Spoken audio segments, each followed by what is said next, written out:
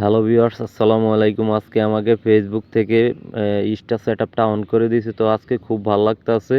তো অনেকে আছেন 50,000 1 লাখ ফলোয়ার্স নিয়ে এখনও একটা সেটআপও পান নাই। ভাই আপনারা অন্যের পোস্টে গিয়ে বলেন follow to follow back, please আমার আইডিতে আসে ঘুরে যান।